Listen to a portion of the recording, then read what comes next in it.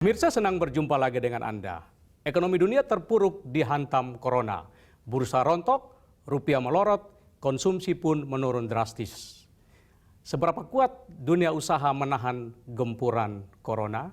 Akankah terjadi krisis ekonomi seperti tahun 98?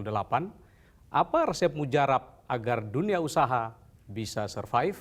Ketua Umum Kadin, Rosan P. Ruslani, sudah bersama kita. Pak Rosan, terima kasih atas kesempatannya. Biasanya saya salaman, tapi ini kita salaman Siko aja, begini aja ya. Saja kita. Siku pun enggak, kita gini aja. Ini tetap ceria, artinya Pak Rosan nggak panik nih menghadapi corona. Ya justru dalam keadaan seperti ini kita tidak boleh panik, itu yang paling penting. Supaya kita bisa tetap berpikiran jernih dan bisa mengambil langkah-langkah antisipasi dengan kepala dan hati yang jernih. Itu yang penting. Itu yang penting, jangan panik, kita hadapin ini dengan antisipasi yang baik. Tidak panik, tapi bukan berarti tidak waspada dan sigap kan Pak? Oh iya dong. Justru kalau saya bilangnya gini, kita boleh hopes for the best, prepare for the worst. Gitu. Harapan itu tentu kita yang cepat ini bisa selesai, semuanya langsung sehat kembali, tetapi kita harus prepare for the worst. Jadi kita lihat kalau ini sampai kejadiannya opsi A, B, C. Sudah disiapkan ya? Itu kita harus antisipasi, itu yang penting. Ya.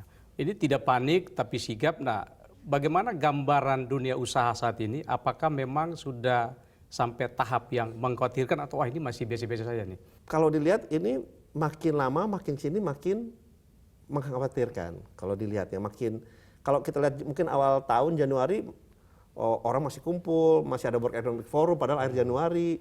Di situ mereka menyampaikan kelihatannya ekonomi akan membaik dibandingin tahun 2019. Perdagangan yang tadinya dunianya 1,6 bisa sampai ke 2,8. Jadi hawanya itu masih positif. Tapi begitu dengan berkembangnya coronavirus ini, kemudian dengan pertumbuhan yang makin menurun, daya beli masyarakat di seluruh dunia makin menurun, problem semua makin ada. Secara perlahan ini kemudian mulai direduksi, baik pertumbuhan dunia di semua negara, ya tentunya dampaknya ini akan ke Indonesia juga ya. Kita tidak bisa terlepas dari penurunan dunia secara keseluruhan ini. Saya beberapa hari ketemu dengan seorang pengusaha cukup besar ya. Beliau sampaikan bahwa pasokan bahan baku berkurang dan kemungkinan akan merumahkan ratusan karyawannya. Ini memang kondisinya sudah separah ini, Pak. Iya, memang dari beberapa teman asosiasi industri pengusaha memang menyampaikan kita karena bahan baku kita kan lebih banyak impor ya, bahan baku, bahan penolong, bahan modal itu banyak impor.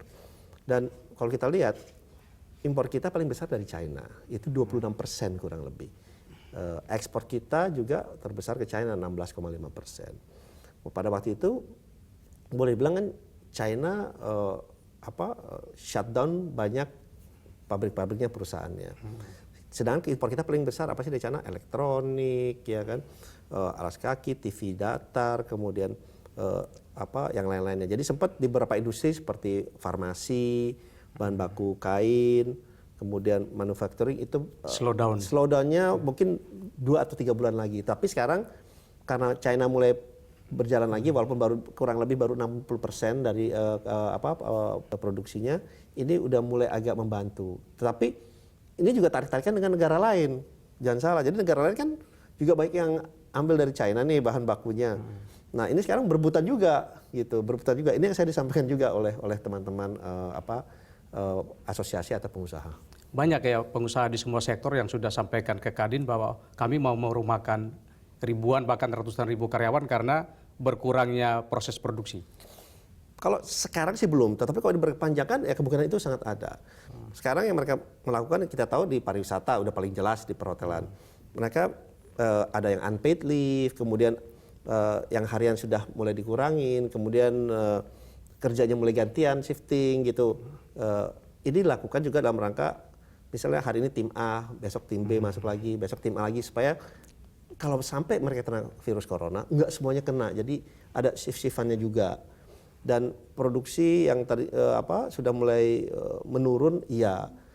Saya tahu salah satu teman saya biasa produksi TV itu per hari misalnya 5.000 unit, sekarang udah di level 2.500. Setengahnya, separuh. Setengahnya. Jadi kalau ini berkepanjangan, ya tentunya PHK bisa terjadi. Ini kalau karyawan dirumahkan, polisinya apa tetap dibayar gajinya atau di Macam-macam. Tergantung industrinya. Ada yang dibayar hanya 50%. Rata-rata ini sekarang mulai 50% dirumahkan tapi dibayar 50% gitu. Kalau pariwisata perhotelan yang paling kena, karena kalau sekarang bicara dengan teman-teman pengusaha perhotelan terutama di Bali, mereka bilang ini udah sampai 15%, ada yang 10% occupancy rate. Jadi mereka nanyanya bukan occupancy rate lagi, kamar lu isi berapa gitu. Dan mereka bilang kalau ini mereka minta ke kamarnya supaya cuti tapi mungkin pembayarannya ini dikurangi 50%. Mereka tidak ingin PHK juga sih gitu. Kita lanjut segmen berikut. Oke. Pemirsa tetaplah di special interview. Ini kalau kita lihat negara lain itu sudah kasih insentif, Inggris sampai 400 miliar dolar, Amerika bahkan hampir 1 triliun dolar. Kalau kita idealnya berapa nih Pak? Ya hitung-hitungan kasar paling nggak 10 billion US dollar dulu nih.